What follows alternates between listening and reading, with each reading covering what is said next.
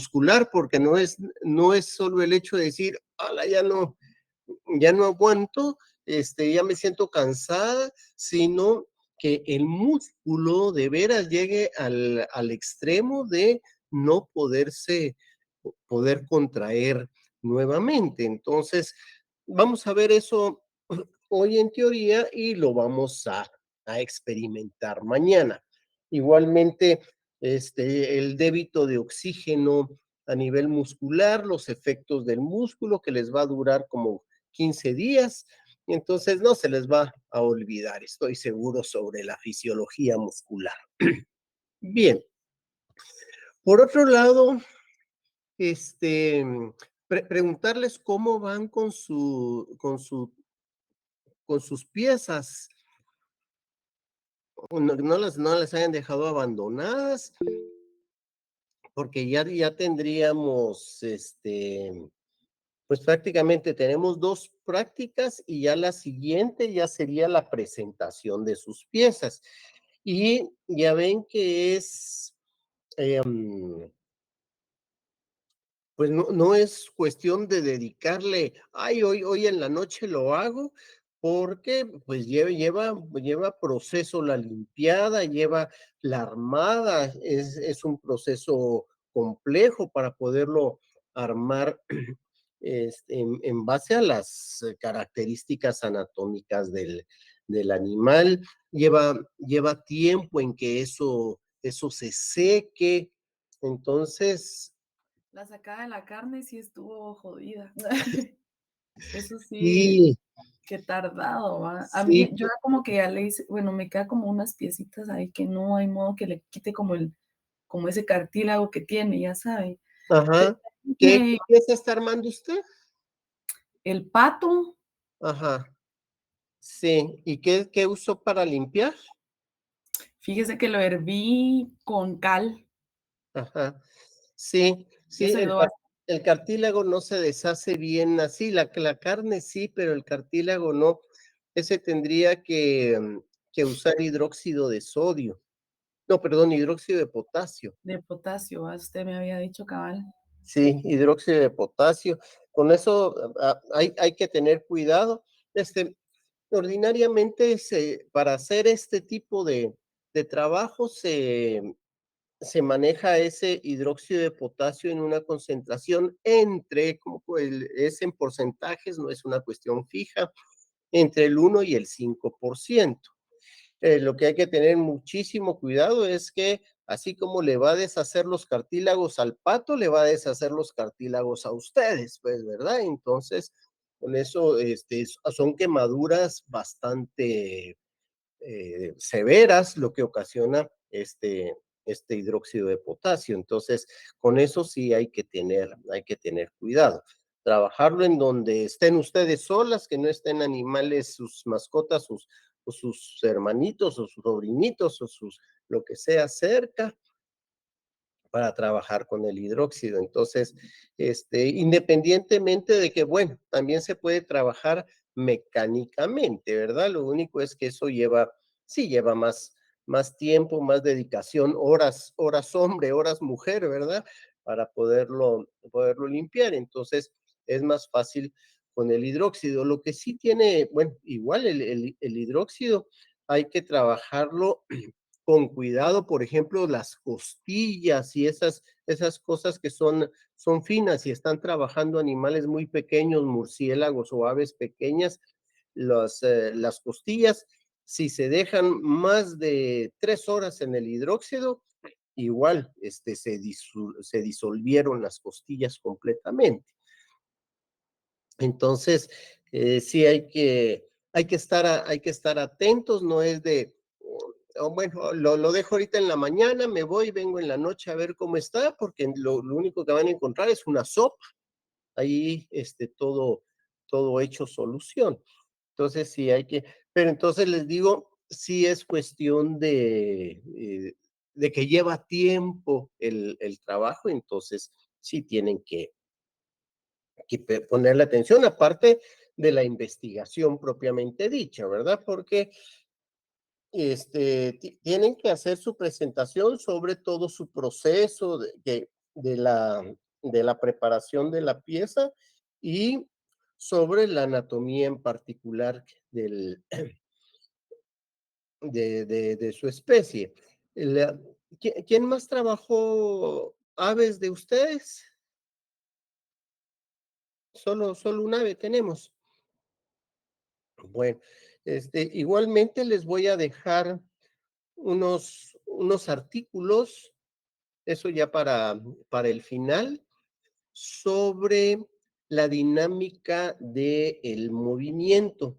Unos es sobre el vuelo en particular, cómo hacen las aves para, y la física del asunto, de la movida del ala y poder levantarse. Algunas aves como helicóptero, ¿verdad? Para que se levantan en lo vertical y luego agarrar el vuelo horizontal, la anatomía detallada de las plumas, por ejemplo, este, y otro artículo sobre la reptación, que esto está muy relacionado con,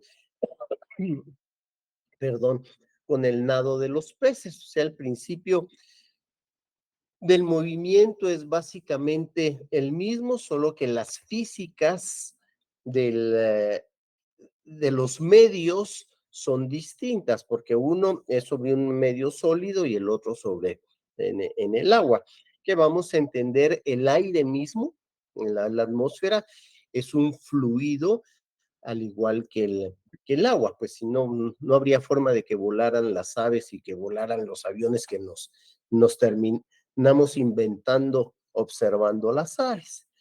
Pero entonces, sí vayan, no lo dejen ahí bajo la almohada, porque si no, de veras no vamos a tener tiempo para terminar esas piezas para el día de la presentación. Bien, bueno, vamos a terminar de ver un par de cositas que teníamos pendientes sobre la circulación. Voy a dejar para después hablar directamente sobre la sangre para darnos tiempo hoy de hablar sobre la cuestión muscular, que es lo que vamos a trabajar el día de mañana en el laboratorio. Entonces, vamos a ver esto, terminar esta colita que nos va quedando pendiente sobre el sistema circulatorio en sí. Vamos a dejar la cuestión de sangre propiamente dicho para después de la cuestión de músculo. Entonces, pues vamos a eso.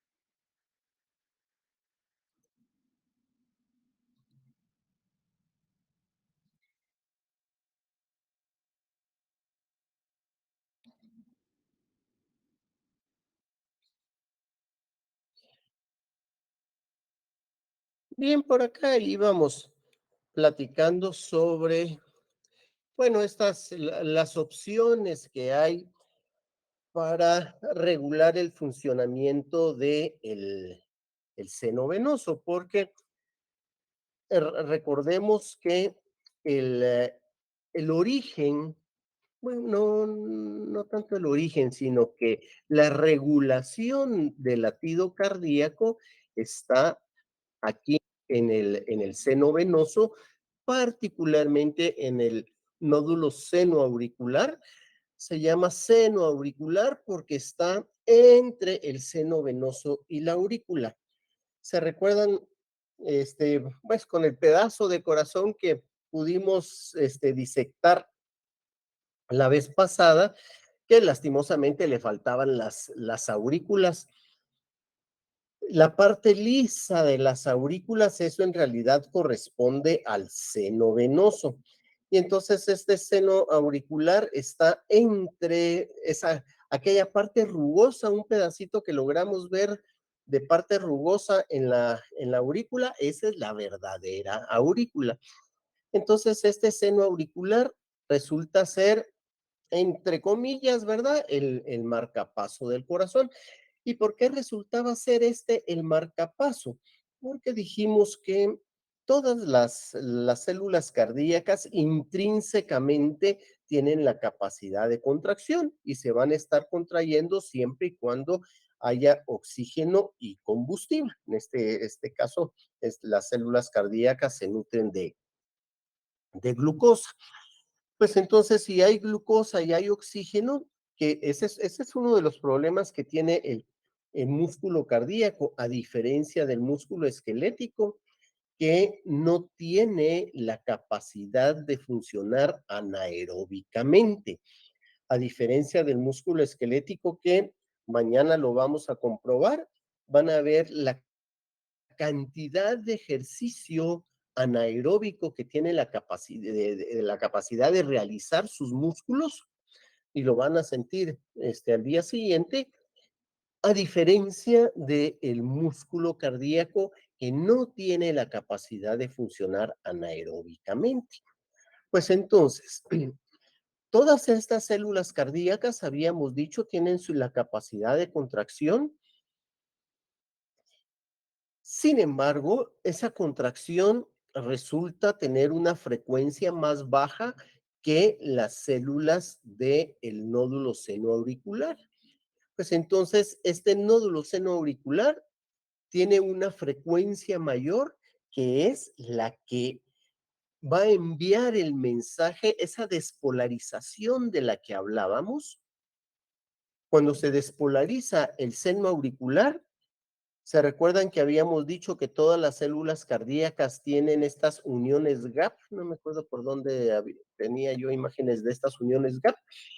Entonces, por allí, por esos canales, pasa esa despolarización al resto de las células cardíacas y eso hace que resulte ser el marcapaso. Habíamos dicho también que cuando este nódulo senoauricular se está contrayendo, va a hacer que las dos aurículas se contraigan simultáneamente, pero aquí vamos a tener, pues vamos a decir, un empaque, un aislante que no permite que esa despolarización pase de las aurículas a los ventrículos.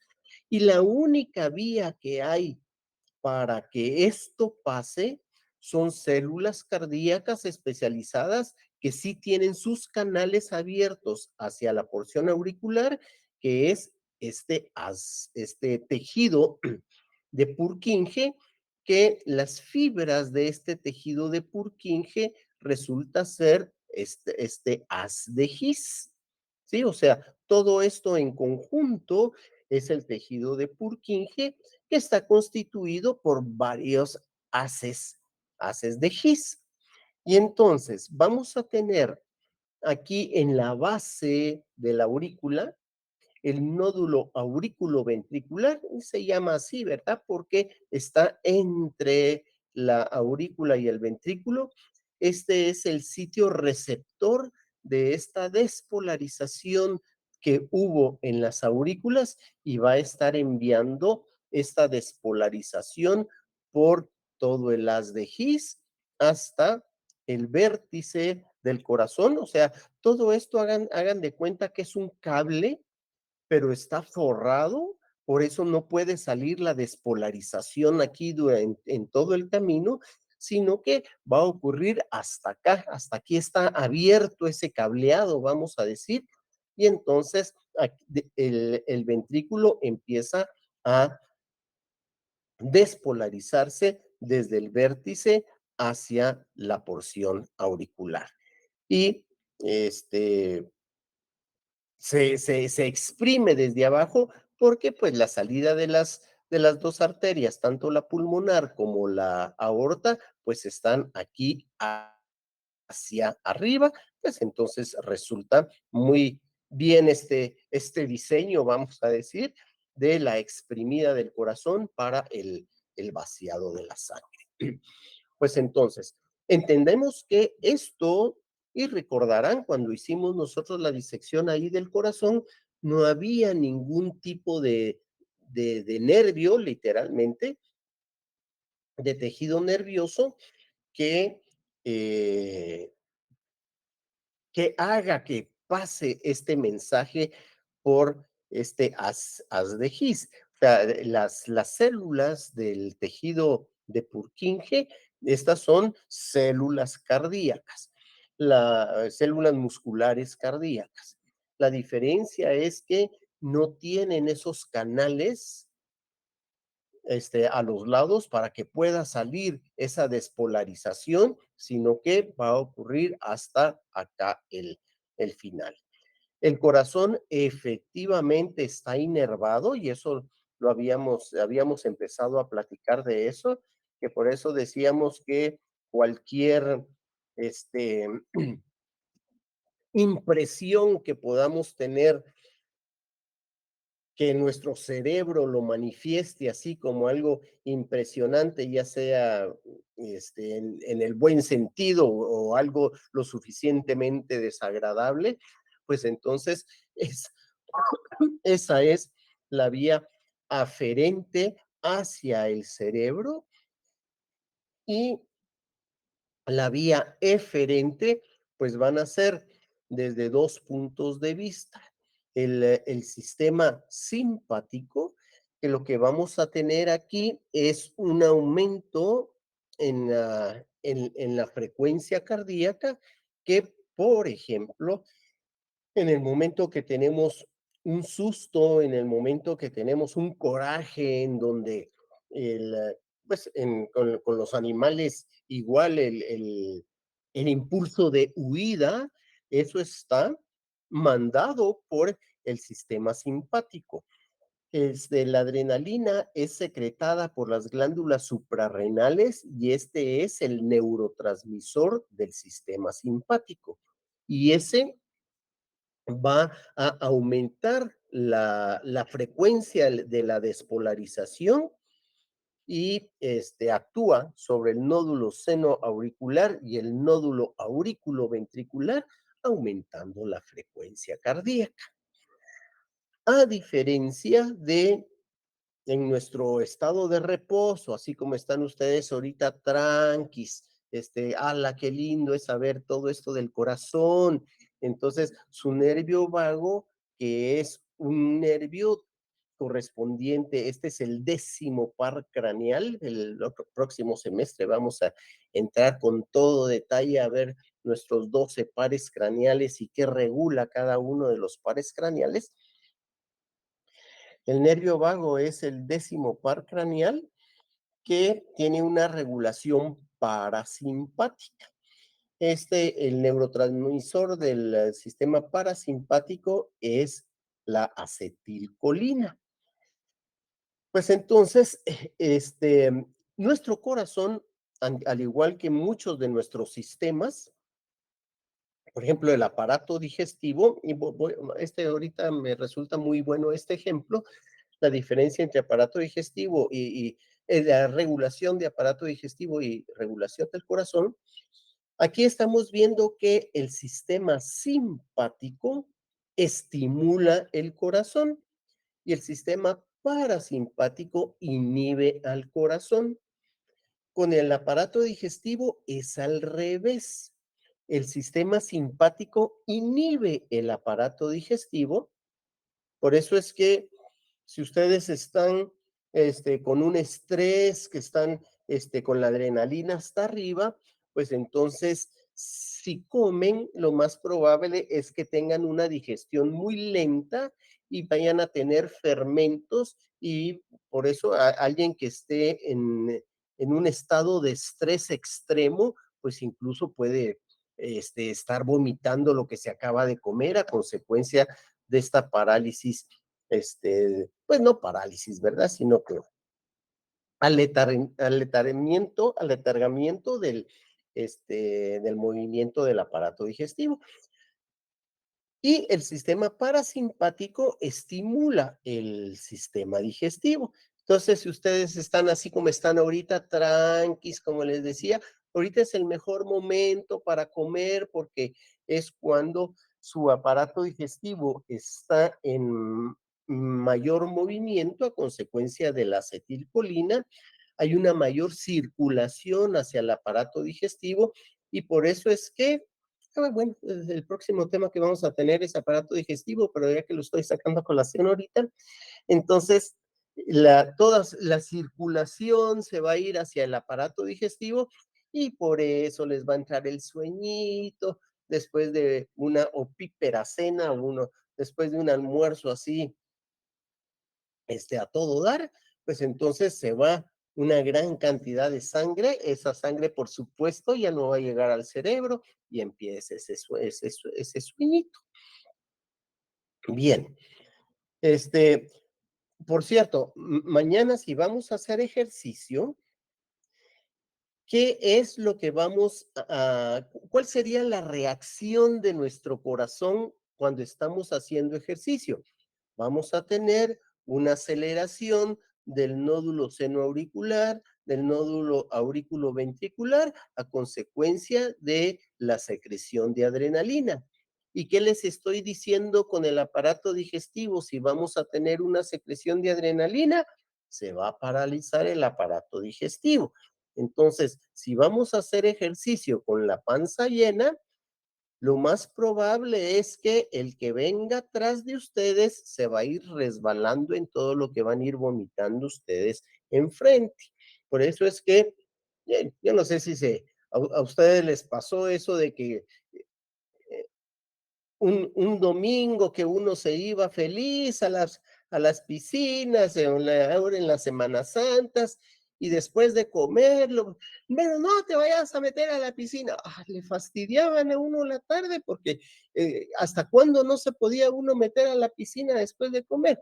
Y el rollo no es irse a meter a la piscina, eso es lo de menos. Lo que pasa es que si va a estar haciendo uno ejercicio, nadando en la piscina y todo eso, pues entonces vomitar adentro de una piscina, pues no es la cosa más agradable del mundo, ¿verdad? Pero entonces no es el hecho de meterse a la piscina o no meterse a la piscina, sino que ir a hacer ejercicio.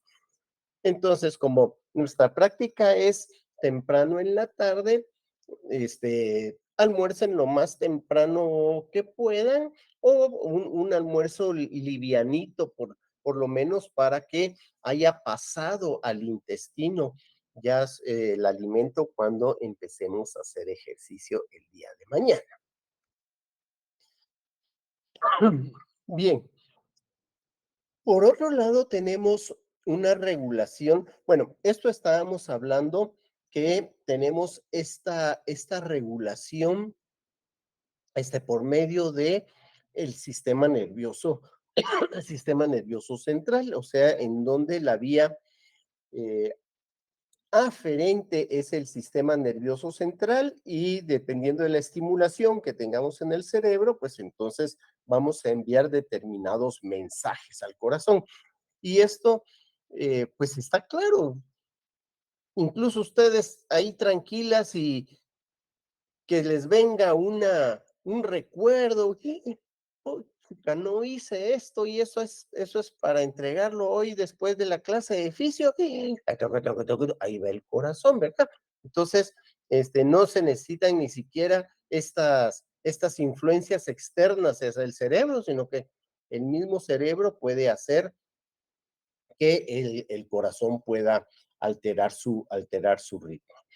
Y esto, pues lógicamente, el cerebro tiene la capacidad de hacerlo.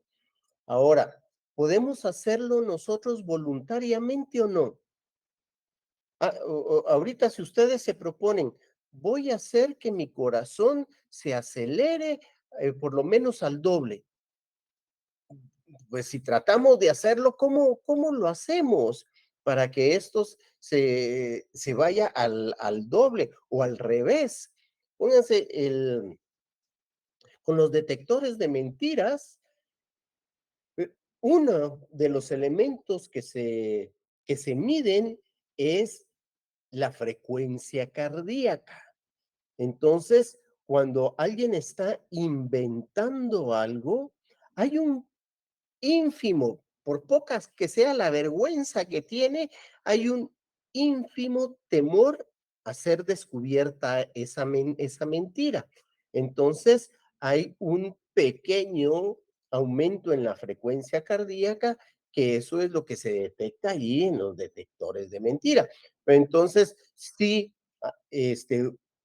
está claro que es el cerebro el que está haciendo eso. Pues entonces, personas entrenadas que logren encontrar cómo voluntariamente puedo acelerar mi corazón o cómo voluntariamente puedo desacelerar mi corazón, pues eso estamos conscientes que hay personas que lo pueden hacer mediante la meditación y cuestiones, esa introspección, sí, sí es posible hacerlo. Es como, pues yo no sé ustedes si pueden mover las orejas. ¿Han probado mover las orejas ustedes para ver si pueden mover las orejas? Y Yo fíjense no, que pero sí conozco personas que pueden. cada vez que hablan, cada vez que se ríen, se les mueven las orejas, o sea, las estamos moviendo, inconscientemente. Entonces, lo que hay que hacer es buscar qué era lo que movían esas orejas y moverlas sin necesidad de mover la boca, ¿verdad? Estar así y mover las orejas. Pues así es como la gente entrena para cambiar su ritmo cardíaco. Por ejemplo, todos estos deportistas que los sacamos a colación en una de las pláticas que dio alguno de ustedes, los que hacen inmersiones de competición por apnea, ellos bajan su frecuencia cardíaca voluntariamente. Pues entonces hay que ver cómo se logra encontrar esa vía de regulación cardíaca que está claro que se puede hacer, porque solo con un pensamiento inquietante se nos puede acelerar el corazón. Pero entonces ahora acelerémoslo sin tener esos pensamientos inquietantes o lo que sea. Bien, por otro lado, hay otra forma de regulación del latido cardíaco y es claro que esto sea así, que es el control de calidad del gasto cardíaco. Entonces, miren en dónde están los principales centros de control de calidad. Aquí está el callado de la aorta, esta es la salida de la aorta. Esta es la subclavia, o sea, la que va al brazo izquierdo. Esta es la carótida izquierda. Esta es la brachiocefálica, esto va para el brazo derecho y esto va para la carótida derecha. Aquí y aquí, en la base aquí de la brachiocefálica, aquí tenemos los nódulos carotidios. Estos nódulos carotidios, pues, se dividen en dos, en en el seno carotidio y en en el seno del callado de la aorta. Pues entonces, estos dos nódulos carotidios, estos son varoreceptores, que quiere decir que detectan la presión sanguínea. Estos son quimiorreceptores que van a identificar fundamentalmente pH, concentración de oxígeno y concentración de dióxido de carbono. Entonces, si aumenta la presión, porque empezamos nosotros a tener unas contracciones ventriculares más potentes de lo que debería ser, o sea, muchas de las presiones de las personas que padecen presión alta, estos nódulos carotidios son los que deben de regular esa presión y esto lo va a hacer enviando el mensaje que está recibiendo de esa presión alta por medio de los nervios glosofaringios, esos son los nervios craneales 9, así como el vago es el 10. Este es el par craneal 9. Pues entonces esto llega al centro cardiovascular en el bulbo raquídeo. ¿Se recuerdan que habíamos dicho que el bulbo raquídeo tiene una función fundamental en la regulación de la ventilación, pues aquí también en la regulación del gasto cardíaco. Entonces, ¿qué va a pasar si tenemos un aumento de presión? Se va a estimular el nervio vago. ¿Se acuerdan que el nervio vago también iba la regulación pulmonar? Pues entonces aquí va el nervio vago también, el nervio vago es un nervio visceral, ¿sí? Ahorita adelantándonos a todo lo que vamos a ver más adelante sobre el sistema nervioso. Entonces el nervio vago va a venir con un feedback, vamos a decir una retroalimentación para inhibir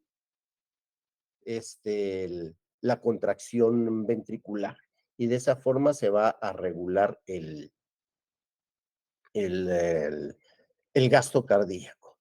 Luego tenemos otro tipo de regulaciones directamente de, de los ganglios raquídeos, esto del sistema simpático, también para acelerar la contracción. Entonces aquí tenemos nuestros controles de calidad, que serían eh, los senos carotídeos, estos acá, y dependiendo si queremos, si lo que se requiere es la disminución del gasto cardíaco, pues entonces vía nervio vago vamos a tener la regulación aquí hacia el nódulo senoauricular y si lo que se requiere es un aumento en el gasto cardíaco, pues entonces vamos a tener aquí el nervio acelerador cardíaco, que nuevamente es un sistema simpático. Todo lo que sea parasimpático para el corazón, para, bueno, relacionémonos con el nombre, para la frecuencia cardíaca, para el gasto cardíaco. Y el simpático estimula el corazón. Bueno, ahora, una cosa importante también sobre el retorno sanguíneo, porque pues aquí estamos viendo que el corazón está mandando sangre al cuerpo. Ahora, ¿cómo hace el cuerpo para mandar la sangre de regreso al corazón? Y aquí vamos a tener algunas cuestiones particulares sobre nuestra tubería que envía la sangre al cuerpo y la tubería que envía la sangre al corazón. Aquí en el lado izquierdo tenemos la estructura que presenta una arteria. Vamos a tener la túnica externa, que es la parte extrema externa de las arterias. Miren la cantidad de músculo liso que tiene una arteria. ¿Se acuerdan el pedacito de aorta que teníamos en el corazón? Chica, era una resistencia que tiene a consecuencia de esta cantidad de músculo. Comparémoslo con el de las venas. Esto es una cosa súper, súper delgadita, la membrana basal y finalmente el endotelio. Cosa importante en las venas, que ahorita vamos a ver por qué son fundamentales, son las válvulas que tenemos en el sistema venoso. Entonces, ¿cómo hace la sangre para regresar al cuerpo? ¿Se recuerdan que habíamos puesto el ejemplo cuando estábamos platicando de los peces, que cuando la sangre está saliendo del corazón y se va hacia las branquias en los peces, pues esa dispersión que tiene en toda esa vascularización que tienen que tener las branquias, ahí se pierde completamente la presión sanguínea. Por eso decíamos que los peces prácticamente no tienen presión sanguínea. Pues en nuestro caso sucede una cosa similar. Una vez pasó la sangre de las arterias a todos nuestros capilares, allí se perdió completamente la presión sanguínea. Entonces, no es el mismo corazón que está empujando la sangre para el cuerpo y que esa misma sangre empujada por el corazón regrese al corazón, porque ya se perdió completamente la presión sanguínea. Entonces, nuestra sangre va a regresar gracias a las contracciones musculares voluntarias o involuntarias que tenemos nosotros en todos, en todos nuestros músculos. Aquí estoy poniendo el ejemplo por ser la parte más distal en las piernas, en donde, y clásico ahora, con este tipo de trabajo que tenemos, de docencia que tenemos, tanto de darla como de recibirla, de estar sentados todo el día, hay congestión en de la circulación de retorno. Entonces nosotros inconscientemente estamos comprimiendo los músculos para literalmente bombear la sangre de regreso. Entonces, ¿qué está pasando aquí? Comprimimos la vena, pero entonces se va a venir esta sangre para acá, pero entonces aquí vean cómo son las valvas aquí, las valvas de las válvulas, viene la sangre de retorno y se hinchan estas valvas y no permite el retorno sanguíneo. Solo se van a abrir para que pueda regresar la sangre en dirección al corazón. Pues entonces, ahorita que están sentados ustedes, aunque no muevan voluntariamente o hagan contracciones con sus músculos, el músculo se ha estado contrayendo ahí. Lo único es que ya de tanto tiempo, de tantos días, pues esto empieza a haber una congestión. ¿Y qué pasa cuando empieza a haber una congestión? Si aumenta la presión venosa acá, pues entonces se facilita la filtración de fluidos ya fuera del sistema circulatorio, pues entonces en el tejido intersticial va a empezar a acumularse líquido y entonces vamos a tener hinchazón en los sitios en donde no tenemos un adecuado retorno venoso. Por otro lado, estoy seguro que si no conocen a alguien, por lo menos han visto a personas que padecen de varices. Eso es cuando estas válvulas se ven obstruidas, ya sea por calcificación o por inflamación o sencillamente por aumento de la elasticidad, de la flacicidad más bien, de que ya no se acumula la sangre aquí en las válvulas y entonces pues no sé si han visto, lástima no tengo alguna fotografía aquí de que se ven esas venas, esas válvulas de las venas superinflamadas. Entonces ahí lo que se hace es pues sacar esa vena, ese pedazo de vena, que posteriormente va a haber una nueva revascularización en el momento que se saca esa vena.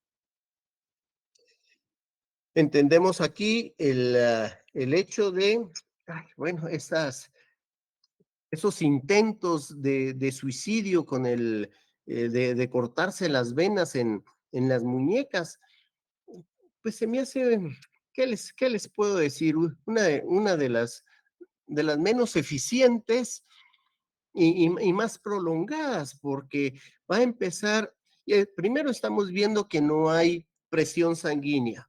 Por lo tanto, aunque se corten una vena, el sangrado va a ser tan lento que a lo mejor hasta le da tiempo de pensarlo y después se arrepiente. Y aunque el reino de los cielos está hecho de los arrepentidos, pero ese no se fue al cielo, ¿verdad? Porque se arrepintió y está relativamente fácil este, bloquear esas hemorragias del sistema venoso. Lo ideal para una cuestión así es una cuestión profunda, llegar hasta la arteria y entonces ahí sí estamos en un par de minutos, ya están saludando ahí arriba al Creador. Bien, sobre el sistema capilar ya directamente, que esto lo voy a sacar a colación cuando estemos viendo el tejido sanguíneo ya propiamente dicho. Este sistema va a responder igualmente a la acetilcolina y a la adrenalina, Esto puede haber contracción de vasos. Estos, si ven ustedes en la fotografía inferior, los capilares son prácticamente del diámetro para que apenas pasen los glóbulos rojos. Ay, les había puesto de bono la pregunta pero nadie lo puso. Pero repitámoslo, a ver si ahora sí alguien lo quiere poner para este próximo. ¿Cuál es la ventaja de que, bueno, si es que la hay, pues, de que nosotros como mamíferos, bueno, y no todos los mamíferos, porque hay mamíferos que sí tienen núcleo, por ejemplo, todos los camélidos, los camellos, las llamas, los ñus, todos esos sí son glóbulos rojos nucleados. Pero entonces, ¿qué ventaja puede haber en el hecho de que haya glóbulos rojos nucleados y glóbulos rojos no nucleados? Ese sería el bonito.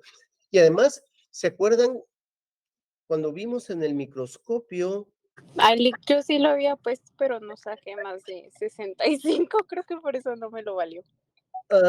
Así lo puso, no me acuerdo. Pero vuélvalo a poner entonces ahora, porque ahora sí tiene que ser 100 para que saque más de 100. Este, mm, ¿Qué les iba a decir? Bueno, ¿se recuerdan cuando vimos en el microscopio el tamaño de los glóbulos rojos de la sangre que se sacaron ustedes? A diferencia del tamaño de los glóbulos rojos del pato, oye, son casi 10 veces el tamaño de los glóbulos rojos de los glóbulos rojos nucleados. El de las aves en particular es bastante más grande que, por ejemplo, los glóbulos rojos nucleados de los camélidos. Creo que lo tengo en la presentación de, mm, de la sangre para que vean la diferencia en el tamaño de los glóbulos rojos del camello y de un mamífero normal, ¿verdad? Y un nucleado de ave, a diferencia de un nucleado de mamífero, sí hay algunas diferencias. Bien, otra cuestión importante que hay en nuestro sistema capilar en general es dependiendo el sitio de donde correspondan esos capilares. Por ejemplo, miren este de aquí arriba, está prácticamente sellado y estos son los que se les llaman capilares continuos. Luego tenemos otros que se les llaman fenestrados y otros que son sinusoides. En estos sinusoides, por ejemplo, son los que tenemos nosotros en la periferia de nuestras extremidades, en donde aquí pueden pasar proteínas, pasan los glóbulos blancos, pero con toda la facilidad del mundo.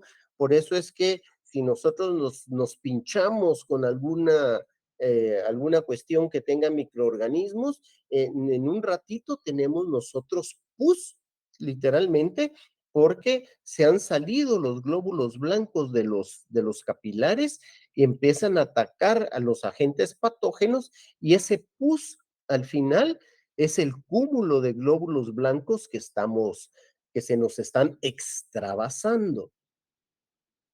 Este tipo de capilares fenestrados los vamos a tener en la generalidad de nuestra musculatura, por ejemplo, en donde pueden pasar biomoléculas a través de estos agujeritos, vamos a decirle, que se llaman fenestras o los poros, por eso se llaman fenestrados.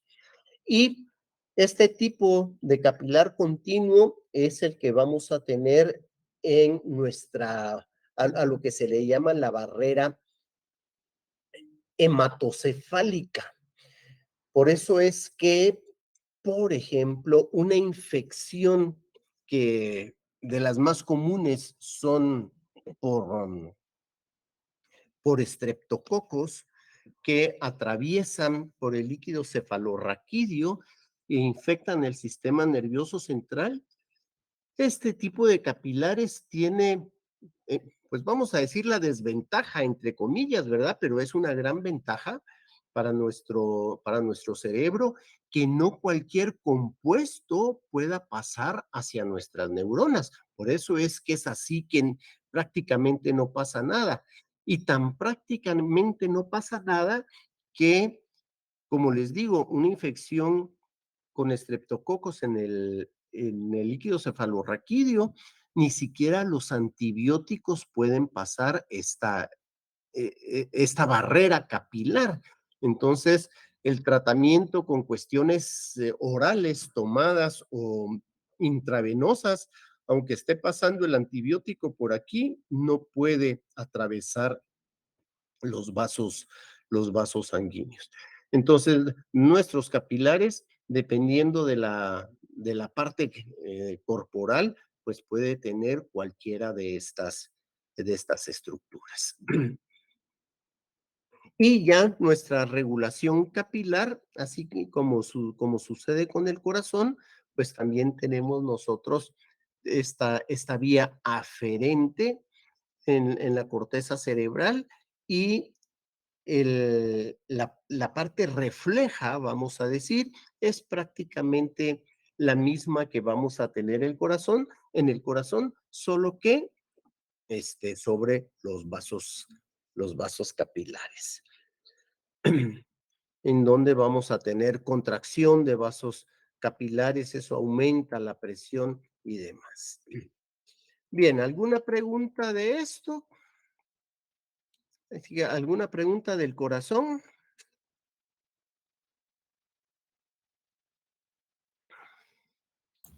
Pues todo bien por el momento. Bueno, ¿qué estoy haciendo? Bien, vamos a ver entonces cómo nos funciona esta cuestión muscular.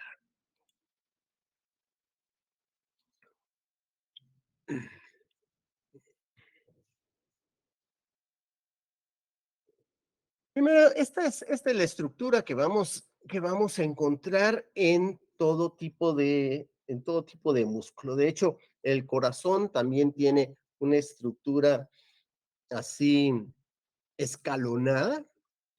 Si nosotros machacamos un poquito de carne y la ponemos en el micro, vamos a ver que es exactamente igual a esto.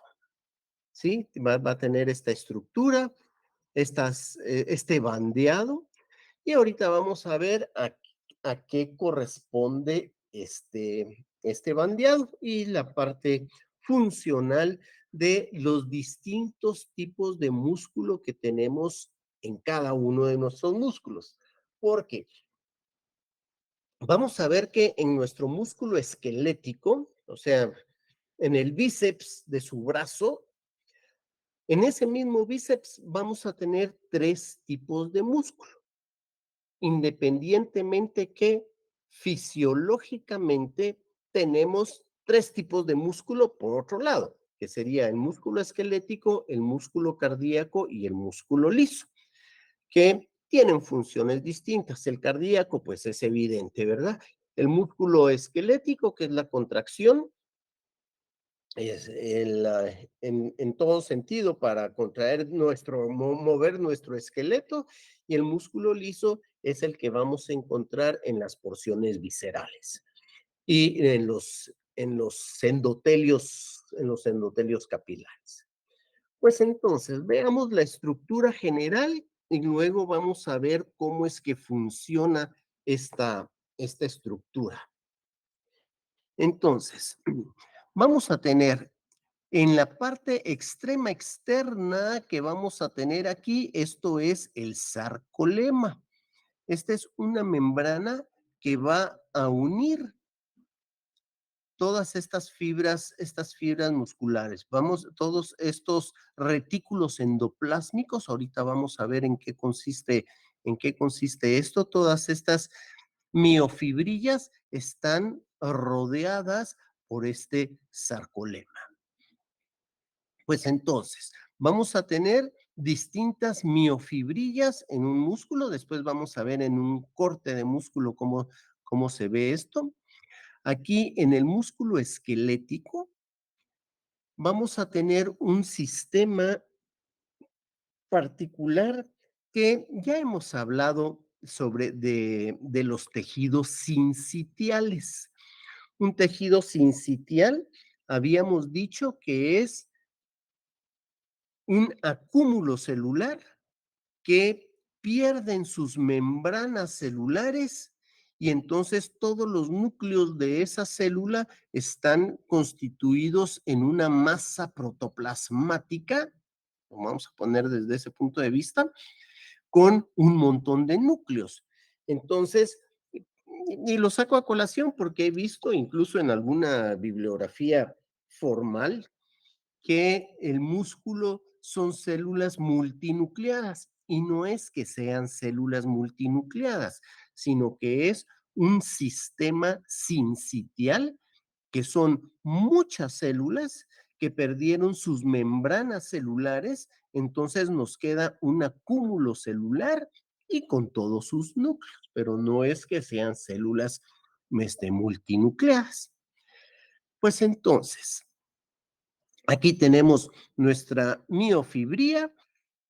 Todo lo que vean ustedes aquí con este prefijo mio, eso quiere decir músculo. Y entonces aquí vamos a tener el sarcómero, que es al que le vamos a poner atención ahorita, de cómo funciona este sarcómero. Entonces, el sarcómero está constituido por dos tipos de, de moléculas.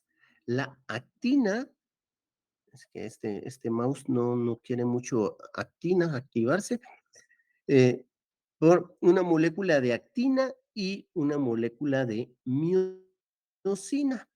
Pero vamos a ver cómo están constituidas estas moléculas. Veamos cómo estábamos acá. Aquí está esta miofibría y vean el bandeado que tiene. Ese es el bandeado que estábamos viendo en la fotografía de la introducción. Es este bandeado y ahorita vamos a ver por qué se da ese bandeado. Entonces, veamos cómo está este bandeado aquí. Aquí tenemos una banda oscura, una clara, un oscuro, una clara, así como lo estábamos viendo al principio. Vean aquí cómo está esto, en donde tenemos aquí este fascículo muscular, donde está la fibra muscular, ahí se ven montón de núcleos, pero ya les digo, no es que sean multinucleadas, sino que un montón de células aquí perdieron su membrana celular y cada una de esas va a estar formando estas fibrillas y estos son células que se unieron y prevalecen los núcleos, pero no es una célula multinucleada. Pues entonces, vámonos aquí a nuestro sarcómero. El sarcómero es la unidad funcional muscular. Y les decía, que está constituido por actina y miosina. Pero entonces veamos cómo está constituida la actina y la miosina. La actina es una estructura fibrosa que está constituido por moléculas globulosas. Esto es, las moléculas de actina son moléculas redondas, globulares, que se constituyen en forma fibrosa y eso es lo que finalmente resulta siendo la fibra de actina. Se va a hacer esta delgadita. Ahorita vamos a ampliar ese esquema para que lo entendamos mejor. Y por otro lado, Los filamentos de miosina están constituidos por moléculas de miosina, ¿sí? Entonces, estas fibras que tenemos aquí, y estos van a tener una estructura terciaria bien particular, ahorita lo vamos a ver. ¿Se recuerdan ustedes esta división que tenemos de las proteínas, la estructura primaria, la secundaria, la terciaria y la cuaternaria? La primaria es qué aminoácidos tienen. La secundaria es en qué orden están esos aminoácidos. La terciaria es esa estructura, ya con ese orden, cómo está dispuesta con otras proteínas. Y la cuaternaria es ese conjunto de proteínas, la relación que tiene con otras proteínas. Pues entonces, aquí tenemos esta nuestra estructura secundaria, ahorita la vamos a ver más detalladamente, más adelantito, y su estructura terciaria sería cómo se está uniendo a otras moléculas de miosina. Pues entonces, teniendo entendido esto, que la fibra de actina está constituida por varias moléculas globulares de actina G. Esta G es por globular, ¿verdad? Y esta F es por lo fibroso, por la fibra. Y la miosina está constituida por moléculas de miosina y dispuestas en una forma muy particular que vamos a ver en este momento. Entonces, algo habíamos platicado de esta estructura cuando estábamos viendo la fibra muscular cardíaca. Aquí tenemos nuestras moléculas de actina, es esta de aquí, y nuestras moléculas de miosina, son estas de aquí. Y entonces, para entender esta estructura cuaternaria que van a tener estas moléculas, vamos a ver que esa banda oscura que veíamos en la fotografía inicial es el sitio en donde se traslapa la miosina con la actina. Y por eso es que se ven más oscuras, porque hay una mayor densidad de moléculas ahí, porque está el traslape de la miosina con la actina, miosina, actina. Entonces aquí hay un traslape. Entonces, el sitio en donde hay un traslape de actina con miosina, esa va a ser la banda A, ¿sí? Esta parte oscura. Dentro de la banda A hay un sitio en donde no hay actina, esta de aquí, ¿sí? Esa va a ser la banda H. Entonces, tenemos la banda A, donde tenemos el traslape de la actina y la miosina. Y en ese sitio de traslape hay una fracción en donde, y ahorita vamos a ver por qué en esa fracción no hay traslape, vamos a tener la banda H. Por otro lado, esto que está aquí es una molécula de actina. Y esta que está aquí para el otro lado es otra molécula de actina. Entonces, el sitio en donde se unen las moléculas de actina, ese es, esa es la banda Z. Sería esta de aquí. Aquí va una actina para allá, otra actina para acá. Y el sitio donde se unen esas actinas es la banda Z. Bien. Y entonces ahora, el sitio donde se unen las moléculas de actina y no hay miosina, esa es la banda I, ¿sí? O sea, este espacio aquí es la banda I. Entonces, por eso vemos, si regresamos a nuestra fotografía acá, ustedes ven que se ve una bandita oscura aquí, y luego se ve una más clara en el centro, y aquí se ve otra oscura aquí, y luego clara, clara, ¿verdad? Clara, oscura, semiclara. Eso es lo que estamos viendo aquí. Clara aquí, oscura aquí, semioscura aquí, oscura aquí, clara aquí.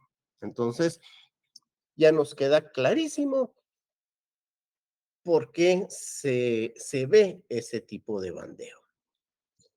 Bien, ahora, aquí lo estamos viendo sagitalmente. Veamos esto transversalmente.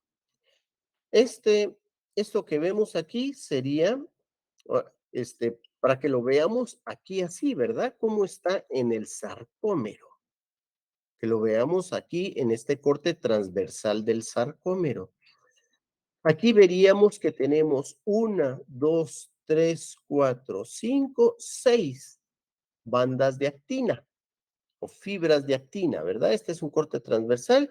Aquí tenemos esas fibras de actina. Y vamos a tener una miosina que se mete entre las bandas de actina.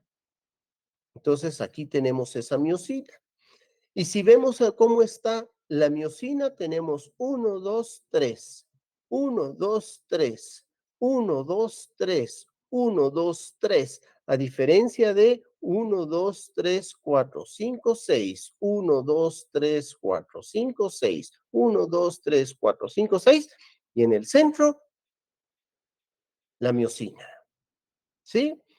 Entonces, cada miosina está rodeada de 6 moléculas de actina. Y ahorita vamos a ver por qué es importante esa estructura de que 6 moléculas de actina estén rodeando una molécula de miosina. Bien, hasta aquí toda esta estructura conformacional va todo claro, ¿verdad?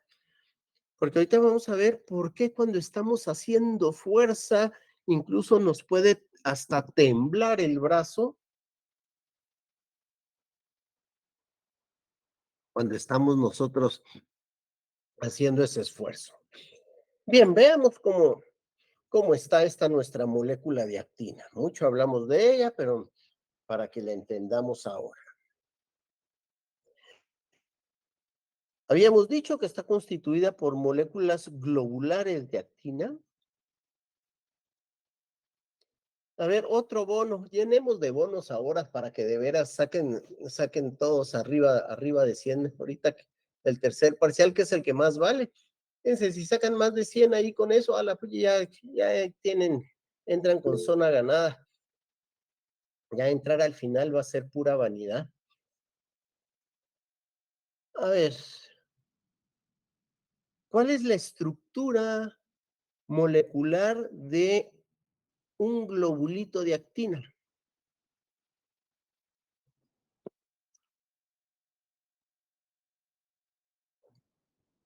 Sí, bien, pero veamos esto, que lo que nos interesa ahorita es la fibra, para que entendamos la contracción muscular.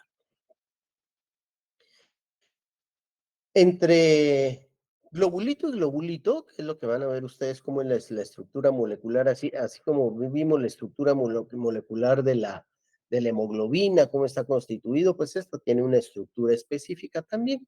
Una, una, eso sería la estructura secundaria de cada una de estos globulitos, ¿verdad? Pues entonces, la separación que hay entre cada uno de estos es de 5.46 nanómetros. Estos son solo datos, no tenemos que tenerlos en la cabeza, ¿verdad? Pero lo que sí es importante es esta estructura terciaria que tiene la molécula de actina, que no es como que fuera un collar de perlas esto, sino que tiene una estructura helicoidal y cada vuelta tiene una distancia de 36.5 nanómetros. Y entonces, esta estructura sí es importante para que pueda tener interacción con la miosina. Entonces, tengamos presente cómo es la actina. Es, es así, bueno, pues hagamos de cuenta que son 2 collares de perlas que los estamos entorchando y nos da esta estructura. Y la miosina, habíamos dicho, son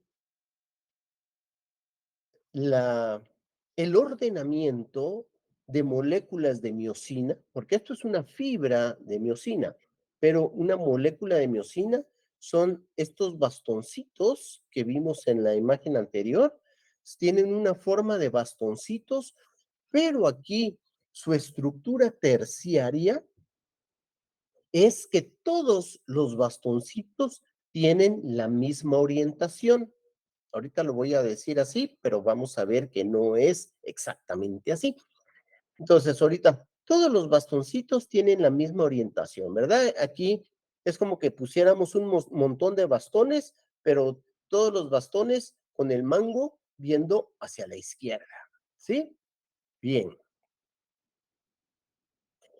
pero veamos cómo está esto. Miren cómo tenemos aquí, esto de aquí es uno de los bastoncitos. Aquí tenemos una secuencia aminoacídica y vamos a tener aquí una secuencia que le vamos a llamar la cabeza de la miosina. Este es uno de los bastoncitos, ¿verdad? Tendríamos aquí la cabeza y el cuerpo de la miosina. A esto generalmente se le llama la meromiosina pesada, el sitio que corresponde a la cabeza. Y el resto del bastón sería la meromiosina ligera, o sea, la cola. Entonces, esto, pues a alguien se le ocurrió que medio parecía espermatozoo y le puso cabeza, cuello y cola igual que el espermatozoo. Pero bueno, pero entonces, veamos cómo está la cabeza. Esto que tenemos aquí serían este bastoncito, ¿verdad? Su cabeza sería esta cosita más oscura y el cuerpo y la cola sería toda esta extensión para allá. Entonces, este es uno de los bastones de la miosina. Pues entonces, su estructura terciaria va a ser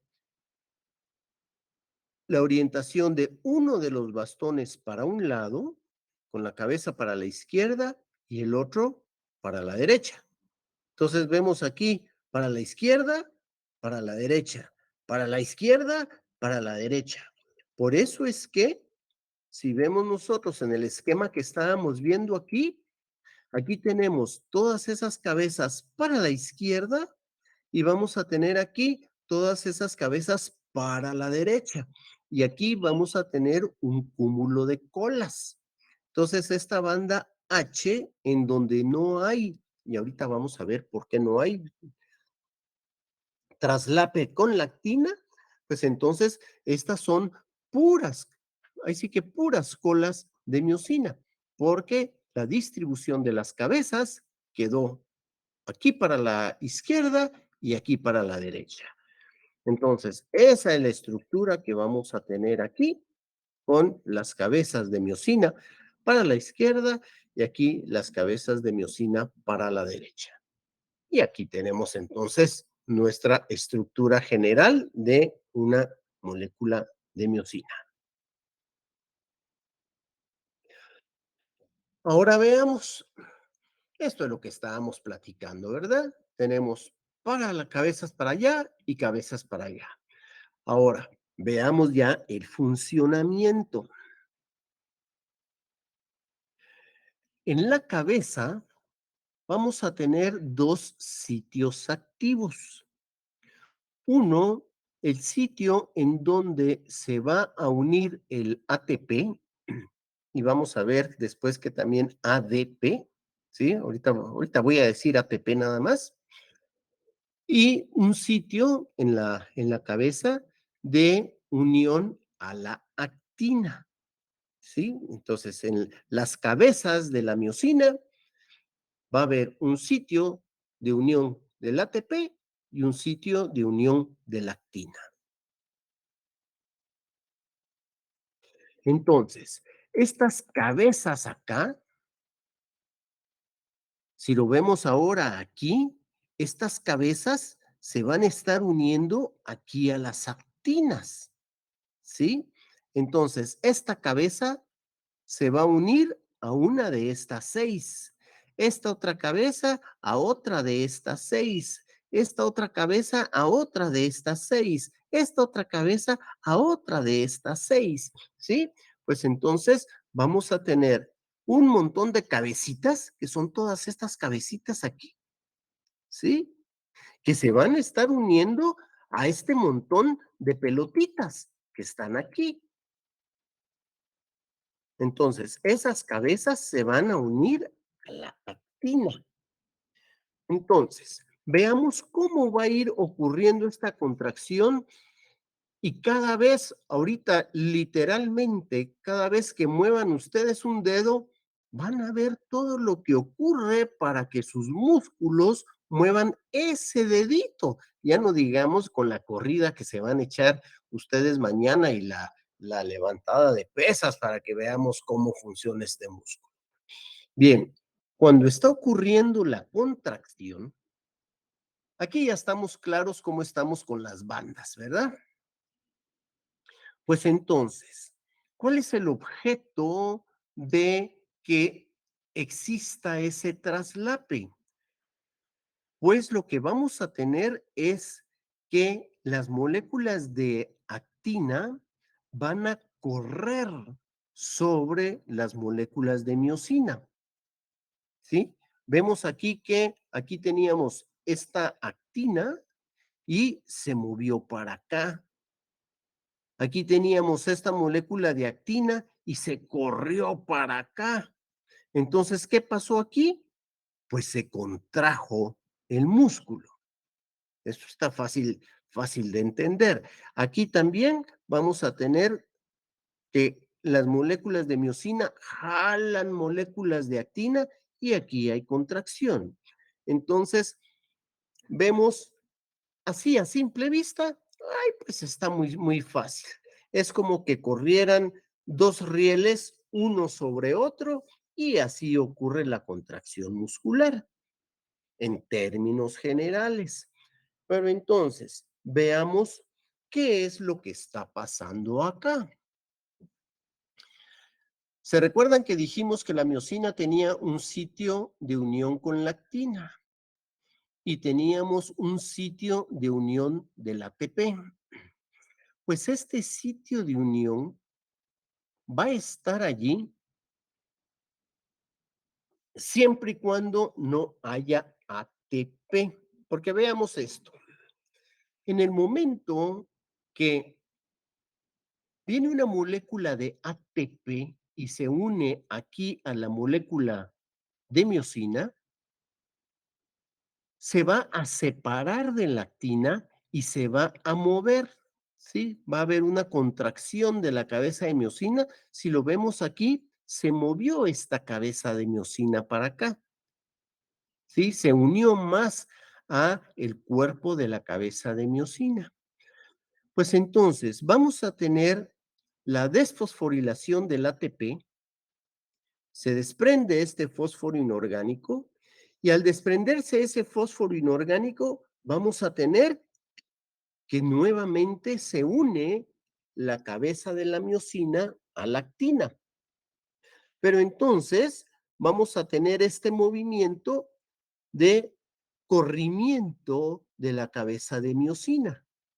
Pero entonces ahora, mientras esta molécula tenga ADP allí, esta molécula no se va a destrabar de la actina. Esto quiere decir que si yo no tengo suficiente ATP, yo no puedo destrabar mi actina de la miosina. Por lo tanto, este es el primer paso y el primer requerimiento de ATP para que ocurra la contracción muscular. Pero fíjense, aquí no es para que ocurra la contracción muscular, sino que más bien para que se destrabe la actina de la miosina. ¿Qué pasa si empezamos a tener un débito de oxígeno? Empezamos a tener un débito de ATP a consecuencia del débito de oxígeno, ¿verdad? ¿Y esto qué implica? Es una de las formas de cansancio muscular cuando ya no tenemos suficiente ATP. Y se recuerdan ustedes que las fuentes de energía que tenemos nosotros de la glucólisis, aquí sacúdanse su Bioki 2, que es la más chula de todas. En la glucólisis teníamos nosotros 2 ATPs que se generan antes de que entre al ciclo de Krebs. Ya una vez entra el ciclo de Krebs, ya se va la fosforilación oxidativa y demás, pero hay síntesis de ATP, a consecuencia de la glucólisis, sin necesidad del ciclo de Krebs y de la fosforilación oxidativa. O sea, esos 2 ATPs que se están generando allí son ATPs generados anaeróbicamente. Pues entonces nosotros sí podemos funcionar anaeróbicamente porque tenemos ese ATP que viene de allí, siempre y cuando tengamos glucosa. Pero ¿y si se nos acaba la glucosa? Se nos acabó el ATP. Y entonces, ¿qué nos pasa con esto que teníamos allí que requería ATP para destrabar el músculo de la actina y la miosina? Pues se quedó trabado. Y ahí es en donde se van a calambrar. Y por eso les decía en la práctica ahí con el pato que estaba todo tieso, pues ¿qué le pasó al pobre pato que estaba todo tieso? Pues ya no tenía forma de síntesis de ATP y sus moléculas de actina se quedaron trabados con las moléculas de miosina y tenía el rigor mortis. Entonces, por eso les decía, yo no sé cuándo fue su primer calambre, pero su último calambre sí sé cuándo va a ser, cuando estén tiesos ahí en la morgue. Pues entonces, estamos claros que este ATP es indispensable para que se separe la molécula de miosina de la actina, ¿sí? Ahora, aparte, vamos a ver que se necesita ATP para que ocurra en sí la misma contracción tal cual, porque aquí vimos, ¿para qué se requirió este ATP? Para destrabarse la actina de la miosina, esto que tenga un movimiento, luego al destrabarse el fósforo del ATP, este ADP, la miosina con el ADP se vuelve a unir, pero tuvo este movimiento. Aquí vean ustedes que se unió a la molécula de actina y aquí hay un corrimiento, ¿sí? O sea, la cabeza se está moviendo. Y entonces, ¿qué fue lo que hizo? Hacer este corrimiento, ¿sí? Y si esto está ocurriendo con cada una de las moléculas que están rodeando aquí la actina y la miosina, pues cada una de ellas va a correr el músculo. Y entonces allí estamos teniendo la contracción muscular. Ahora, bueno, esto está un tantito simplificado, esto que tenemos acá, porque aquí les estoy poniendo que la cabeza de la miosina se une y se destraba, pero en realidad la cabeza de la miosina tiene 4 sitios de unión, que tradicionalmente se le llama M1, M2 y M4. Entonces, ¿qué es lo que tenemos aquí cuando se unen? Es esto que teníamos acá. Aquí se unió en el momento que se destrabó ya el fósforo inorgánico y quedó esto como ADP, aquí se unió el sitio M1 de la molécula. Pues entonces, ¿qué era lo que estábamos viendo aquí? Va a haber un corrimiento, así, sí, con este ATP, tucu, tucu, tucu, tucu. Esto quiere decir, se unió al M1 y aquí M1, M2, M3, M4. Y entonces aquí corrió como que fuera un riel esta cosa y aquí tenemos esta cabeza de miosina aquí, movió aquí el filamento de actina. Y luego, hasta que venga el próximo ATP, esta M4 se queda aquí trabada, ¿sí? Entonces, así es como vamos a tener este corrimiento muscular acá, a consecuencia de, primero, que se una este M1 a la actina. luego vamos a tener ese corrimiento, por supuesto, esto está ocurriendo aquí, está ocurriendo aquí, está ocurriendo aquí, aquí, aquí, aquí, aquí, y en cada una de estas cabecitas, ¿verdad? En todas estas y con todas estas moléculas de actina acá. Pues entonces, aquí tenemos ese corrimiento y se queda trabada nuevamente en el M4 hasta que venga la próxima molécula de ATP. Ahora, ¿qué es lo que, bueno, esto es en resumen, esto que estamos viendo, cómo está ocurriendo ese corrimiento con las distintas cabezas, o sea, con todas estas cabecitas, todas estas cabecitas son todas estas cabecitas que están aquí. Bien, entonces, ahí tenemos el corrimiento muscular. Vamos a tener entonces aquí nuestra miosina con todas sus cabecitas, y va a correr esas 6 moléculas de actina de las cuales estábamos platicando. Ahora, ¿qué otra cosa necesitamos para que ocurra la contracción muscular? Pues por supuesto necesito enviar el mensaje por mi sistema nervioso. Ahorita quiero levantar un dedo, quiero levantarme yo todito. Entonces, mi sistema nervioso central, ¿qué es lo que va a hacer? Para que ese impulso nervioso llegue allí a ese músculo, pues entonces lo que vamos a tener es una despolarización de mis neuronas que llegan al sitio de unión con el músculo. Vamos a ver eso con todo detalle cuando estemos viendo sistema nervioso el próximo semestre, pero ahorita ni modo, hay que sacarlo a colación. Y va a despolarizar la membrana celular del músculo. Entonces, aquí se necesita ATP también para que se abran todos estos canales. Y entonces,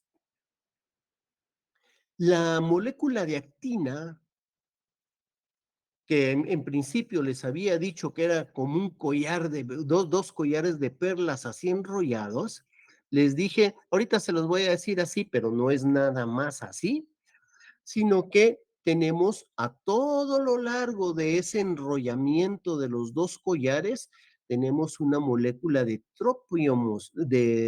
tropomiosina y tenemos el complejo troponina, no lo confundamos, una es tropomiosina y otro es troponina. Bien, pues entonces, miren en dónde está la tropomiosina, ¿sí? Está entre la actina, ¿sí? Aquí está esto interfiriendo aquí con el sitio de unión donde se va a unir la miosina.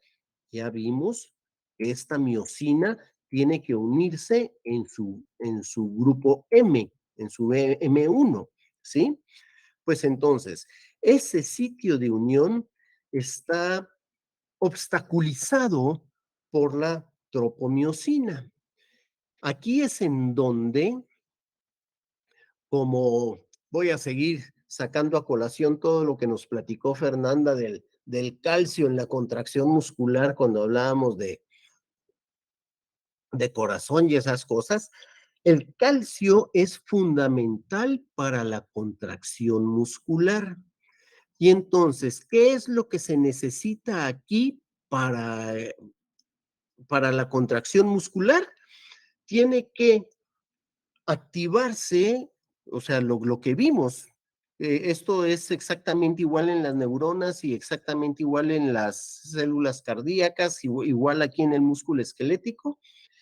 Tiene que activarse los canales de sodio para que entre el sodio, salga el potasio Y ese proceso de despolarización va a hacer que se abran los canales de calcio. Ahora, por supuesto, eso necesita ATP. Por eso es que el ATP no solo se va a necesitar para cuando estamos ahí destrabando la quina y la miosina, sino que es indispensable también para tener esta corriente de calcio. Y entonces estas moléculas de calcio lo que van a hacer es destrabar este sitio que está siendo obstaculizado por la tropomiosina para que la molécula de miosina pueda unirse a la molécula de actina.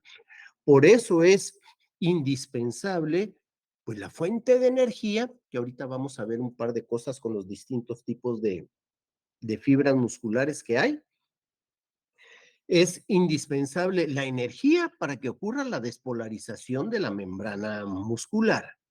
Es indispensable esa corriente de sodio y el intercambio con el potasio para que pueda ocurrir esta corriente de calcio y que este calcio pueda mover esa tropomiosina que no deja unirse a la miosina para que pueda unirse la miosina y pueda darse este movimiento del cual hemos estado platicando. Entonces, vemos todos los elementos que ahorita ustedes levantan la mano como que sí. Miren todo lo que está pasando cada vez que están literalmente ustedes moviendo un dedo. Bueno, ni siquiera moviendo un dedo. Cada vez que se les contrae el diafragma para ventilarse, para jalar aire. Y, y, y lo que está pasando para que se contraiga su corazón, ni lo están pensando y miren todos los procesos que tienen que darse para que ocurra la contracción muscular. Bien, hasta aquí todo clarísimo.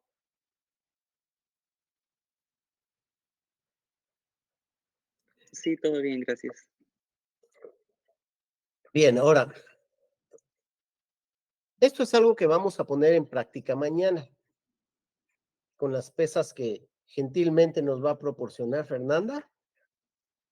Van a ver ustedes cómo es más fácil levantar las pesas y cómo se les va a complicar la existencia para levantar las pesas si no ponemos atención a la potencia máxima que puede tener un músculo dependiendo de su grado de contracción. Miren ustedes esto acá. Bien, regresemos aquí. Ya vimos que el músculo, primero, están las fibras de actina y miosina alejadas de aquí el sitio en donde se va a ir contrayendo, ¿verdad? Donde se va a ir jalando, aquí donde se va a ir jalando las fibras, hay distintos grados, ¿verdad? Aquí vemos que esto no está contraído, esto está a medio contraer, luego esto está más contraído todavía. Entonces, si vemos aquí, estos son los grados de contracción que tiene el músculo. Entonces, estos son los grados de contracción que tienen los sarcómeros, ¿verdad? O sea, esto que tenemos aquí son los sarcómeros contraídos o no contraídos. Aquí no lo tenemos contraído, aquí lo tenemos en su máxima contracción. Y entonces, esto que tenemos aquí, esta curva, es la tensión relativa que vamos a tener en comparación con la extensión que tiene el sarcómero. Esto quiere decir, entre comillas, en qué momento tienen ustedes más fuerza. Esto es, hagan de caso que están levantando una pesa ahorita. ¿Sí? Con su brazo extendido, están ustedes parados, con su brazo completamente extendido, van a agarrar una pesa de 80 libras y la van a empezar a subir. Sí, la van a empezar a subir, la van a empezar a subir. Van a ver que cuando están sus músculos completamente extendidos, es cuando más les está costando levantar la pesa, ¿sí? Cuando se va contrayendo el músculo, se va contrayendo el músculo y lo llevan a la mitad del brazo, allí es cuando más potencia tiene su músculo. Y luego, si siguen subiendo ustedes la pesa, si siguen subiendo la pesa, ya les empieza a costar más, les empieza a costar más, hasta que se la llevaron hasta arriba, ya pegada a la oreja, pero ahí ya no están haciendo esfuerzo con el músculo, sino que literalmente les está colgando del hombro. Pero entonces empiezan ustedes a relajar el músculo nuevamente y apenas lo movieron un poquito, van a sentir que la pesa se les va a venir y les va a caer en el pie, pero cuando llegan a tenerlo casi horizontal, ahí van a ver que como que recuperaron ustedes la fuerza y de ahí cuando pasan de la mitad, sienten que ya no aguantan y quieren tirar la pesa. Eso es lo que normalmente tiene que pasar, porque cuando tienen el músculo completamente estirado, tienen muy poca potencia. Cuando tienen el músculo completamente contraído, tienen muy poca potencia. Entonces, vamos a estar aquí en este término medio más o menos, cuando el músculo presenta la mayor potencia que pueda tener. Entonces, cuando estemos haciendo nuestra práctica con las pesas, ustedes se van a dar cuenta en qué momento sienten que ya no aguantan, pero si lo suben un poquito más, entonces van a tener más potencia y no se van a sentir tan incómodos con el peso en los brazos. Bien, ahora, platiquemos algo sobre, bueno, ahorita que estaba hablando de pesas, yo no sé si en alguna oportunidad, y si no, mañana vamos a tener la oportunidad, cuando están ustedes el, am, con el peso, y a lo mejor les ha pasado, si les gusta el ejercicio, seguramente les ha pasado cuando están trabajando con pesos, que cuando tienen el peso, va a llegar el momento en el cual empieza a temblar, ¿sí? El músculo va a empezar a temblar. ¿Y eso por qué va a empezar esa tembladera? Si vemos aquí lo que estábamos diciendo de cómo funciona vámonos a este de aquí, la contracción del músculo, ya vimos que cada una de estas uniones requieren ATP, ¿sí? Entonces, si vamos a poner el símil de que tenemos una polea y estamos jalando un lazo con un gran peso en la polea, vamos a poner a Henry en el otro extremo de la polea, lo tenemos colgando allí en un barranco y ustedes tres están jalando el lazo. ¿Cómo haríamos nosotros para subir a Henry?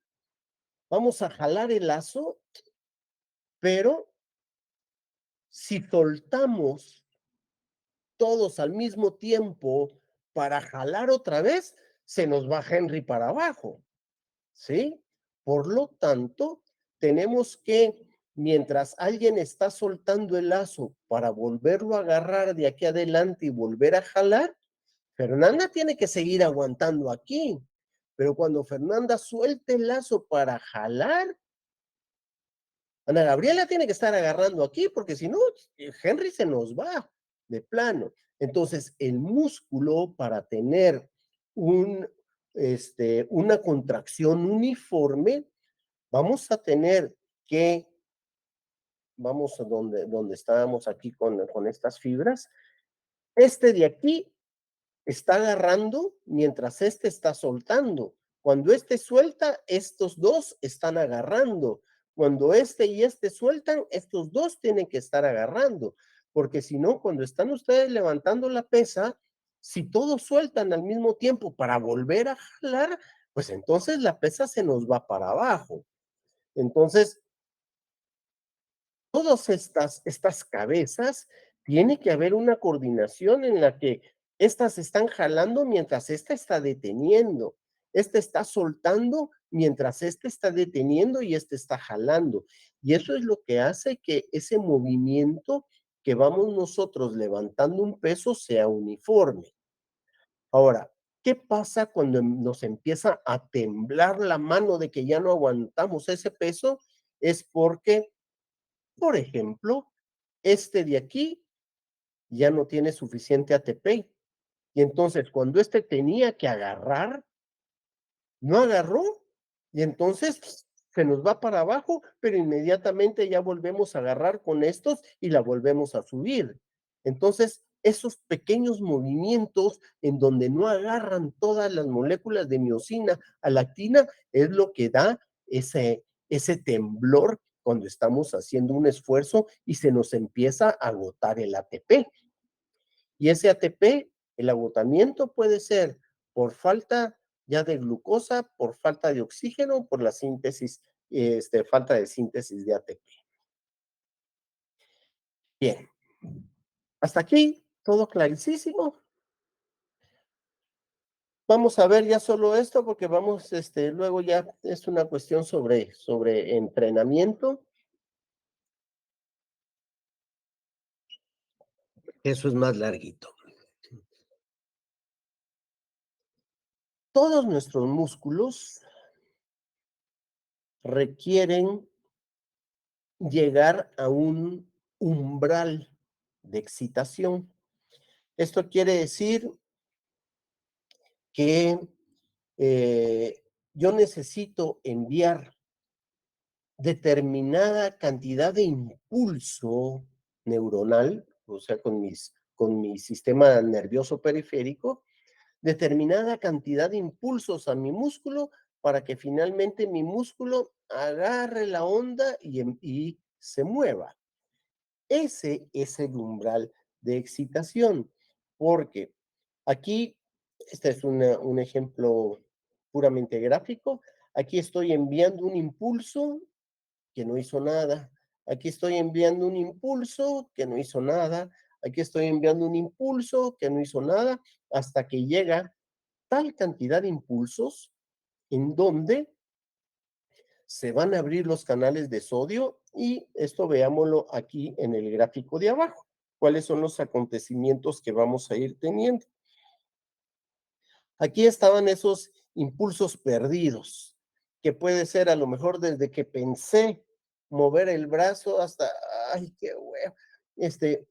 Entonces, aquí el músculo o se contrae o no se contrae, ¿verdad? O sea, o se une y se mueven unas actinas, porque no necesariamente se van a mover todas, porque por eso es que ustedes pueden llevarse un helado con toda delicadeza hasta la boca o ensartárselo en la frente, pues, ¿verdad? Entonces, ustedes tienen la capacidad de tener movimientos delicados y eso va a ser dependiendo el número de fibras musculares que pongan en acción.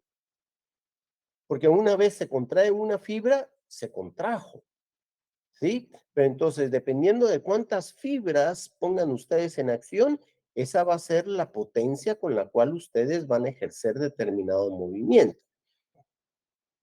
Bien, entonces, para que ocurra esa contracción de esa fibra que va a responder al todo o nada, vamos a tener, como habíamos platicado en el proceso de despolarización, que se van a abrir los canales de sodio.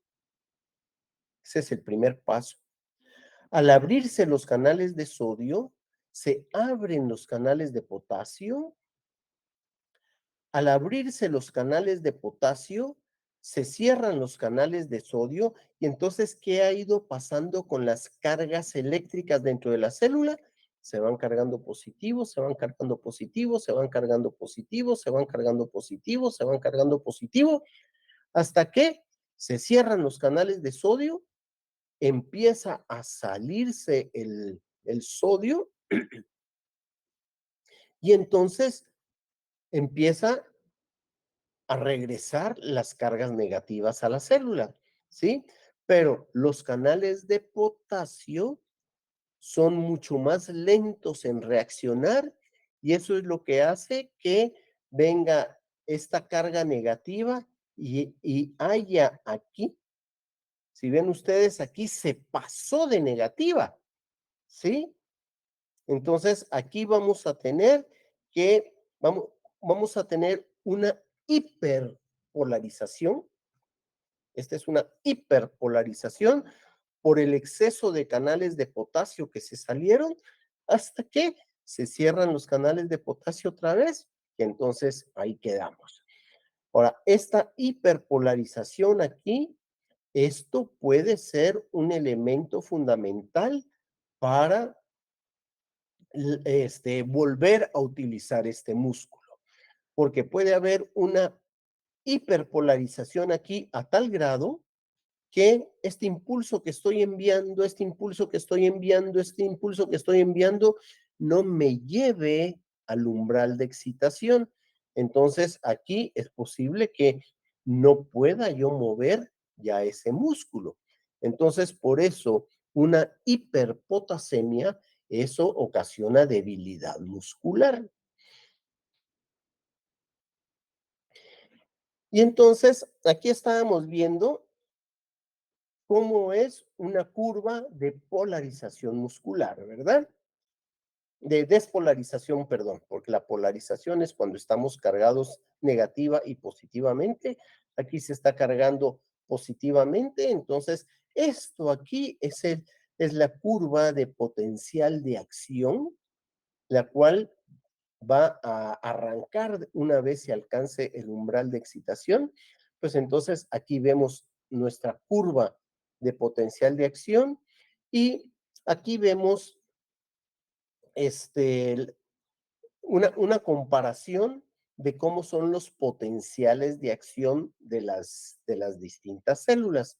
Aquí vemos el potencial de acción, que les estoy hablando, que es un pico.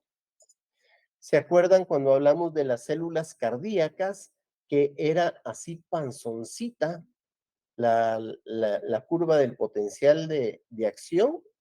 Es esta de aquí.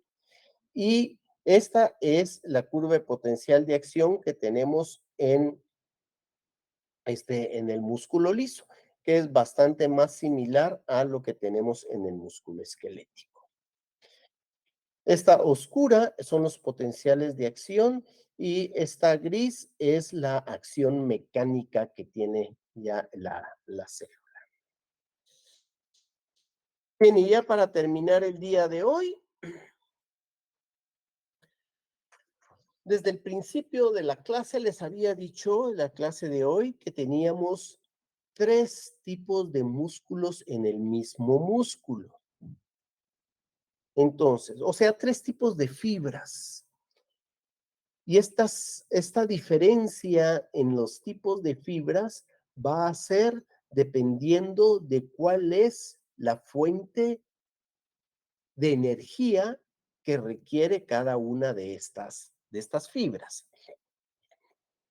Entonces, en su mismo bíceps, en su mismo cuádriceps, en las piernas, en su mismo, cualquier músculo de su cuerpo, ese músculo tiene estos 3 tipos de músculos que les voy a platicar, si bien pueden variar las proporciones de cada uno de estos 3, pero vamos a tener en todos nuestros músculos estos 3 tipos de músculo. Entonces, uno de ellos es al que se le llama creatinín fosfático. En alguna bibliografía a este tipo de fibra lo van a encontrar como fibra tipo 2X. Es este sistema creatinín fosfático. Y este es un tipo de fibra que es rapidísima. O sea, si ustedes de repente, ay, les pegan un pinchón y van a quitar la mano inmediatamente. Y además con fuerza, porque después quien les pinchó un par de cachetadas y ¡pa, pa! Ese fue su músculo creatinín fosfático. Es rapidísimo, pero no dura la capacidad de trabajo que tiene. Ustedes no se pueden pasar una hora cacheteando a alguien, pues, ¿verdad? Entonces, ese músculo va a durar medio minuto, pero es un músculo rapidísimo y de mucha potencia, pero dura muy poco, medio minuto. Entonces, este es el tipo de músculo, por ejemplo, que van a utilizar los velocistas, los que corren 100 metros. Estos tienen una cantidad de este tipo de músculo en las piernas, porque fíjense que ni siquiera respiran, entre comillas, ¿verdad? Ni siquiera ventilan cuando están corriendo, porque se van a tardar menos de 10 segundos en llegar a la meta. Y este creatinín fosfático no utiliza oxígeno para realizar su trabajo, pero por eso es que no dura. Entonces, este tipo de músculo se llama creatinín fosfato, que es el principal elemento fosforado, porque igual como los compuestos que necesita, o sea, la, la bioquímica que requiere como fuente de energía es también la separación de moléculas de fósforo, igual que el ATP. Lo único es que son distintos tipos de moléculas orgánicas que están fosforiladas. La más común es la creatinina fosfato. Pues entonces la fuente de energía es esa creatinina fosfato, que la separación de ese fósforo es la fuente de energía. De ahí tenemos otro tipo de músculo que va a generar energía mediante glucólisis. Ya sabemos nosotros la glucólisis, que este, este tipo de músculo se le llama lactogénico, porque tampoco requiere oxígeno, pero requiere de la glucólisis para la generación de la energía. Y recordemos, los primeros dos ATPs de la glucólisis no requieren oxígeno. Y entonces el producto final de la utilización de la glucosa mediante este tipo de fibra, pues va a ser el ácido láctico. Pues entonces, si hacemos nosotros ejercicio en donde estamos metiendo en acción este tipo de fibras en nuestro músculo, este va a generar ácido láctico y vamos a formar cristales de lactato, que es lo que nos va a doler al día siguiente. Y por otro lado tenemos el tipo de músculo oxidativo, que sería esta curva que tenemos acá. Este músculo lactogénico, podemos nosotros hacer mucho ejercicio anaeróbico, pero pues no indefinido, ¿verdad? Aquí ya va a llegar el momento en el cual nos agotamos todo ese ATP generado por la glucólisis, porque solo son 2 ATPs en lugar de los 36 clásicos, ¿verdad? Por molécula de glucosa. Y por otro lado tenemos las fibras de contracción lenta, que estos requieren oxígeno. Este es el que en otro el tipo de bibliografía lo van a encontrar como fibras tipo 1, que estas son lentas que las estamos manejando todo el tiempo. Por ejemplo, el de la posición, para estar ustedes parados o con un brazo levantado o una carrera de fondo, hasta eso, vamos a utilizar este tipo de músculo en donde, pues teóricamente, si tenemos fuente de energía, o sea, si tenemos la glucosa suficiente y tenemos oxígeno suficiente, pues podría ser prácticamente indefinida la, la finalización de la capacidad de trabajo que pueda tener esta fibra. Bien, vamos a dejar esto por acá.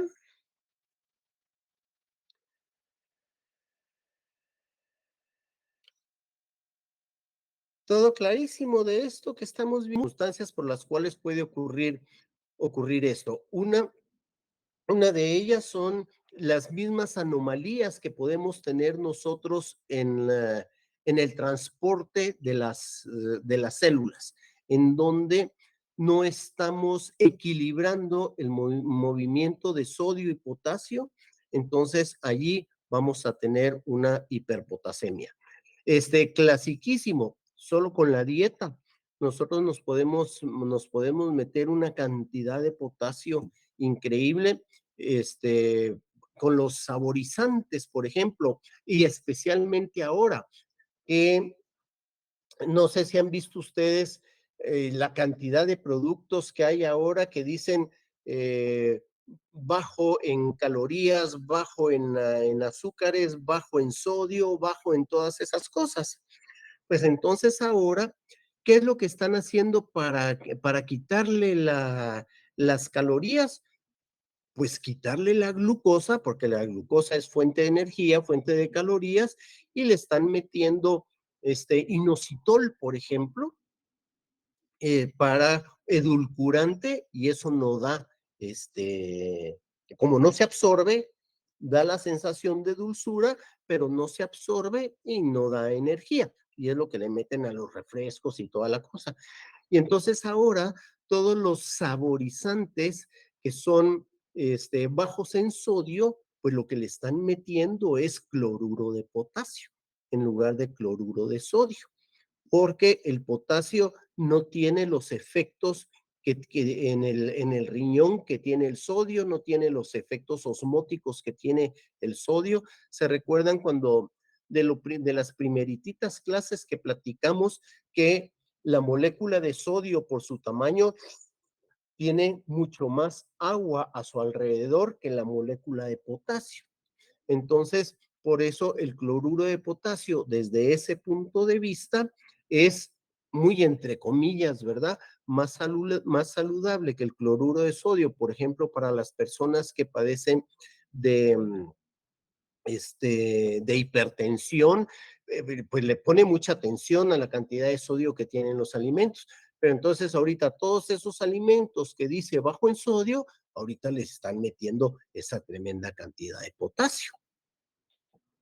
¿Sí? Ok. Bien, pues entonces, estamos.